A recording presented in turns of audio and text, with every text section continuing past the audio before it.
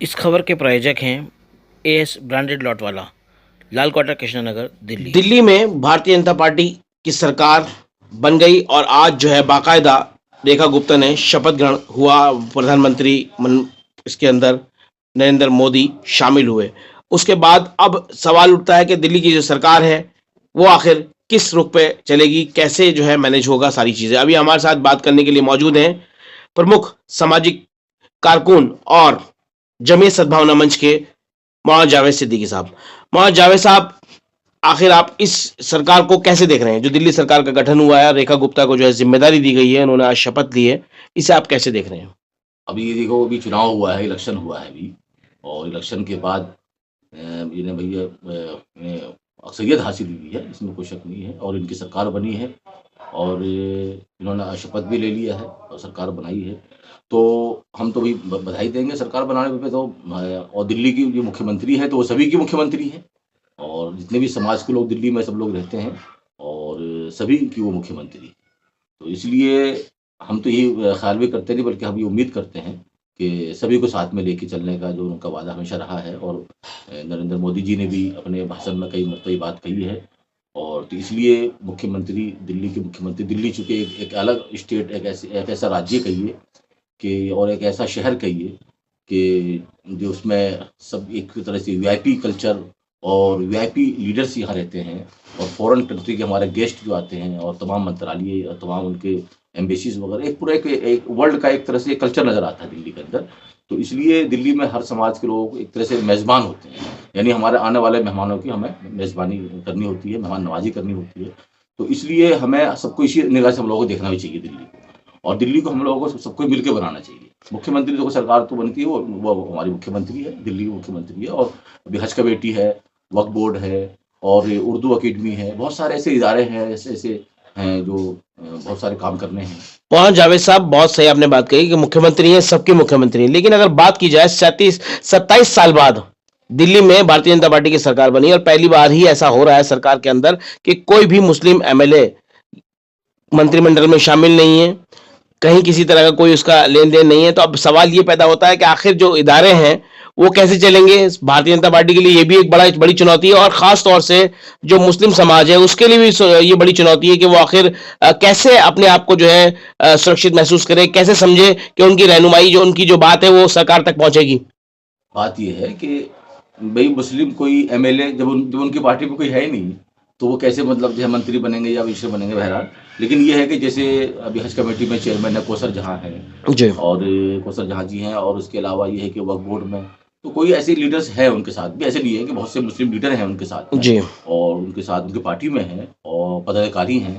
तो इसलिए किसी अच्छे ऐसे जो जुझारू हों और तरह से हमदर्द हों और कौम और मिल्लत को सबको समझने वाले लोग हों, तो उनको वो जिम्मेदारी वो ज़रूर देंगे, ऐसा नहीं है। और वो और सब कुछ देखो, वो ये जो है ना, ये दिल्ली शहर क्या है कि एक तरह से संत और जो सूफिया और औलिया किराम का शहर है, या वलियों का शहर है। और दरगाहें, यहाँ सब लोग बाहर से फॉरेन कंट्री से लोग आते हैं, और सूफिया किराम यहाँ आराम कर रहे हैं, औलिया किराम है। तो ये यानी कि शहर, ये रूहानी शहर है ये, और यहाँ एक तरह से बहुत अदब और तहजीब का शहर है।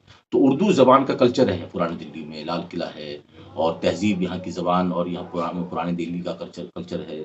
और जो बातचीत करने का सलीका, एक यूनिवर्सिटी, उर्दू कॉलेज, मतलब एक सिस्टम सबको लेके चलना है। मुख्यमंत्री को बहुत कुछ पहले बहुत मतलब जो है वो कई पद पे रह चुकी है पहले, इसके लिए हम उम्मीद करते हैं कि वो और अच्छी तरह इसको जो है स्टडीज करेंगी और मुताला करेंगी, इस पर जो गौर करेंगी कि हमें कौन कौन से विभाग यहाँ दिल्ली के अंदर माइनॉरिटी के संबंध में है। हाँ, कई डिपार्टमेंट खाली पड़े हैं, दिल्ली माइनॉरिटी कमीशन खाली है, वक्फ बोर्ड खाली है, और इसके अलावा भी कई इदारे ऐसे हैं जो खाली पड़े हुए हैं। हाँ। तो अब उम्मीद की जा रही है जिस तरह से सरकार बनी है, हाँ। वो इन सब विभागों को जो खाली पड़े हैं वो भरेगी, और हाँ। जो अकलियत को साथ लेके चलने की बात प्रधानमंत्री नरेंद्र मोदी जी कहते हैं उसको पूरा करेंगे।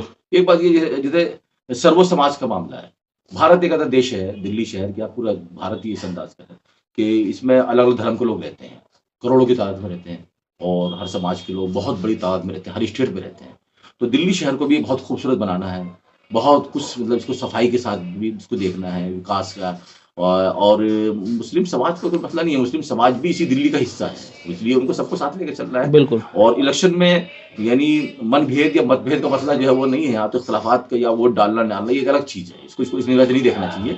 चूंकि अभी कई एक बीजेपी के नेता अभी कल भी एक बात कर रहे थे, उन्होंने कहा कि ऐसा है कि वोट जो है, वोट का मसला नहीं है, जो आदमी एमएलए जीतने के बाद, मंत्री या मिनिस्टर बनने के बाद, चीफ मिनिस्टर बनने के बाद, वो फिर सबके हैं, पूरे दिल्ली शहर के। मोहन जावेद साहब, बहुत अच्छी बात आपने कही और आपने जो कहीं ना कहीं मुख्यमंत्री को बधाई भी दे दी और उनसे जो आपकी उम्मीदें हैं वो भी आपने बता दी। लेकिन सवाल ये पैदा होता है कि कुछ भारतीय जनता पार्टी के कुछ नेता, खास तौर से कुछ मुख्यमंत्री इस तरह के हैं, चाहे वो हेमंता बिस्वा हो, चाहे वो योगी जी हो उत्तर प्रदेश के मुख्यमंत्री। अभी हाल ही में उनका जो बयान आया उसने बहुत कहीं ना कहीं कड़वाहट पैदा की है, बहुत ज्यादा। वो एक अजीब सी लाइन उनकी है, उसने कहीं ना कहीं लोगों को नुकसान पहुंचाया है, उनको दुख पहुंचाया। उसे आप कैसे देख रहे हैं? योगी जी ने जो उर्दू के ताल्लुक से बात की है, देखिए असल में उर्दू एक लैंग्वेज जबान है और भारत से की जबान है ये, और ये कहीं किसी और देश से जबान नहीं आई है। यह तहजीब, बात करने का अंदाज और एक तरह से कल्चर, एक तरह से समाज से, एक संस्कृति से, भारत से जुड़ी हुई चीज़ है। हिंदी है तो ये संस्कृत है, तो जबान के हिसाब से देखना चाहिए उसको, कि अगर किसी ने संस्कृत अगर पढ़ ली है तो ये थोड़ी को वो जो है वो पुरोहित बन जाएगा या कोई या पंडित बन जाएगा।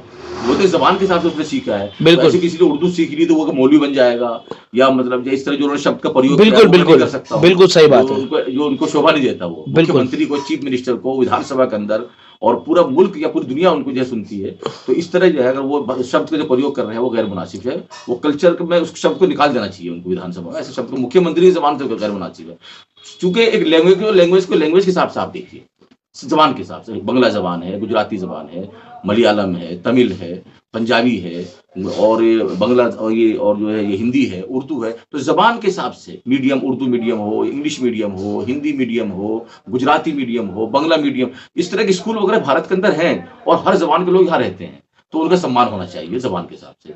और रही बात ये मौलवी बनने वाली बात, मौलवी को उर्दू जबान से नहीं बनते हैं। मौलवी एक मजहबी तालीम होती है और उसके लिए मदरसे होते हैं ना। वो मदरसे भी इसीलिए हैं कि ताकि हमें इमाम चाहिए, भाई हमें नमाज कौन पढ़ाएगा, हमें जो है कुरान मजीद पढ़ाने वाले चाहिए, जो हमारे बच्चों को कौन कुरान पढ़ाएगा।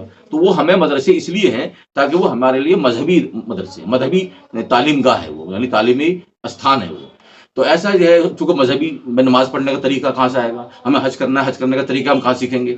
अब ज़कात देनी है या और निकाह पढ़ाना है, निकाह तलाक का मसला है। इसके अलावा फिर ये कि किसी का इंतकाल हो गया, जनाजे की नमाज पढ़नी है, मैयत सामने है, तो नमाज कौन पढ़ाएगा जब तक उसे मसला मालूम ना हो, दुआएं उन्हें याद ना हो। तो ये चीज़ मदरसे इसीलिए ज़रूरी है, मकतब मदरसा हमारे लिए ज़रूरी इसलिए है, वो हमारा एक मजहबी मामला है ताकि हम लोग दीन पर, अपने दीन पर, मजहब पर अमल कर सकें। वो एक चीज़ है। उसके लिए कोई भाई बंगाल के लोग हैं वो बंगला जबान में भी सीखते हैं, बिल्कुल। गुजरात वाले हैं, गुजरात वाले अपनी जबान में सीखते हैं। उर्दू के जबान से बोल के ये कहना कि वो मौलवी बन जाएंगे या वो शब्द जो उन्होंने प्रयोग किया वो बन जाएंगे, ये गैर मुनासिब बात है। उर्दू को एक लैंग्वेज के हिसाब से देखना चाहिए। ये भारत की तहजीब है, ये कहना चाहता हूं। मोहन साहब, नफरत वाली बात नहीं। मोहन साहब, आप चूंकि सद्भावना मंच से जुड़े हुए हैं, जमीयत सद्भावना मंच, और जमीयत का जो एक काम है वो पूरी दुनिया में उनका एक मिशन चल रहा है, वो पूरी दुनिया में सद्भावना फैला रहे हैं। आपको लगता है इस तरह के लोगों को न्यूट्रलाइज करने के लिए, इस तरह के लोगों को जो है शांत करने के लिए अब आपको एक दोबारा से किसी मुहिम को चलाने की जरूरत है, किसी सद्भावना को आगे बढ़ाने की जरूरत है? जमीयत उलमा हिंद का एक डिपार्टमेंट, एक इदारा है ये, और वो जमीयत उलमा हिंद ने जो भी अपने काम किए हैं वो सिर्फ अपने कौम के लिए, मुसलमानों के लिए नहीं किए, बिल्कुल, बल्कि सब समाज को लेकर चलने का काम किया। कहीं भी रिलीफ का हो, कहीं पे उनकी मदद का मसला है। पिछले दिनों तिहाड़ जेल के अंदर जो लोगों की जो है बहुत परेशानी थी, वो उनकी रिहाई नहीं हो पा रही थी जी। उनमें से तकरीबन कई लोग तो ऐसे थे, जो ज़्यादातर जो लोग थे जो दूसरे मजहब से, समाज से ताल्लुक़ रखते थे जी। उनकी फीस भी जमीयत उलमा ने उनको जो है रकम उनकी तरफ से जो है जमीयत उलमा ने अदा की। बहुत सारे ऐसे डिपार्टमेंट अदारे हैं। खुद नरेंद्र मोदी जी ने खुद तारीफ़ की है इस बारे में। मौलाना मदनी साहब की तारीफ़ की, जमीयत उलमा की तारीफ़ की। वहाँ गुजरात के मामले में जब वहाँ सैलाब आया था और रिलीफ का काम किया था, तो मदनी साहब ने अपनी मन की बात में बाकायदा इसकी तारीफ़ की है कि जमीयत उलमा बहुत बड़ा जो है उनका काम है, पुरानी ऑर्गेनाइजेशन है, मुसलमानों की बहुत बड़ी ऑर्गेनाइजेशन है। तो इसका एक हिस्सा है ये सद्भावना का, कि सबको साथ जोड़ने का। तो अब लोगों को क्या आपकी तरफ से संदेश है? सरकार बन गई, सब कुछ हो गया, अब आगे बढ़ते हैं, समाज की बात करते हैं, तो अब आपकी तरफ से क्या मैसेज है? मैसेज क्या है भाई, सरकार ने जिन योजनाओं का ऐलान किया है उनसे जो है लाभ और फायदा उनको मिलना चाहिए। पब्लिक उस अपने फायदे को, भाई खासतौर पर जैसे खवातीन के लिए, महिलाओं के लिए ऐलान किया, एजुकेशन को सही करने के लिए, उनकी फीस को, स्कॉलरशिप के लिए, बहुत सारी चीज़ों को। तो एक तरह से जो यूथ है उनके फ्यूचर को बनाना है। और हमारे बच्चे जो एक तरह से अभी जैसे शराब के विरोध में बीजेपी ने बड़ा काम किया, अभी शराब के विरोध में इस पार्टी के लिए जो पिछली सरकार थी जी, और उसमें शराब को लेकर के बहुत इन्होंने जबरदस्त उनका विरोध भी जताया और बहुत बड़ी कार्रवाई भी हुई है। तो इसलिए नशाखोरी से भी कौम को बचाना है। हमारे बच्चे नशाखोरी के शिकार ना हो। तो ये एक तरह से इनकी जो पहल रही है, तो हम ये उम्मीद करते हैं कि ये नौजवान यूथ की तरबियत भी, उनकी देखभाल भी, उनके कल्चर को, उनकी सोसाइटी को दुरुस्त करना, बेटियों के लिए, बच्चों के लिए, पूरे समाज के लिए और हर समाज के लिए। उसमें कोई खास कोई धर्म या समुदाय खास नहीं है। सभी सबके लिए। को और सबको उनके हिसाब से जो उनके डिपार्टमेंट हैं, उनके महकमे हैं और उनके मंत्रालय हैं, उनको उसी हिसाब से काम करना चाहिए। और बहुत सारे मसले हैं, हज के मसले होते हैं, बहुत सारे जो है तमाम। अभी देखिए पिछले दिनों भी यहाँ कतर के बादशाह आए थे और कतर के बादशाह आए तो उनका कितने पुरजोर स्वागत किया हमारे प्रधानमंत्री जी ने। तो एक तरह उसका भी कहीं ना कहीं उसका बहुत बहुत अच्छा मैसेज किया है। तो उनके दिल में कोई अगर भावना वाली बात, तो इससे सबको जोड़ने वाली बात होनी चाहिए और ये मैसेज पूरे मुल्क के लिए होना चाहिए, अपने समाज के लिए भी होना चाहिए, भारत के अंदर भी वही मैसेज आना चाहिए और हर शहर जाना चाहिए। और मैं भी कहता हूँ कि दिल्ली को एक ऐसे मिसाली हुकूमत बनानी चाहिए कि जिस मिसाली हुकूमत को दूसरे स्टेट वाले भी हासिल करें। कि किस तरह उन्होंने जोड़ के, किस तरह सबको साथ लेके चलने की मिसाल कायम की है, तो यूपी हुकूमत भी उसको देखे, उत्तराखंड की सरकार भी उसको देखे, आसाम की सरकार भी उसको देखे। ये मैं कह रहा हूँ। बहुत बहुत बहुत शुक्रिया। शुक्रिया, आपके माध्यम से अगर ये बात पहुंचेगी। और गुलजार भाई आपने जो है इंटरव्यू लिया है और मैं चाहूंगा कि एक तरह से, चूंकि सरकार दिल्ली में बनी है, 5 साल के लिए सरकार बनती है, तो इसलिए उनको सबके ही काम करने हैं, सबको ही काम अपने कराने हैं। तो इसलिए जो है उनको भी जो है इस बारे में बस मैं अपनी तरफ से ये कहना चाहूंगा कि खुदा जो है इसको अच्छा अमन और आफियत के साथ और शांति के साथ हम लोग पूरे देश को इसके विकास की फिक्र हम लोग सब करेंगे। बेहद शुक्रिया। शुक्रिया जावेद साहब।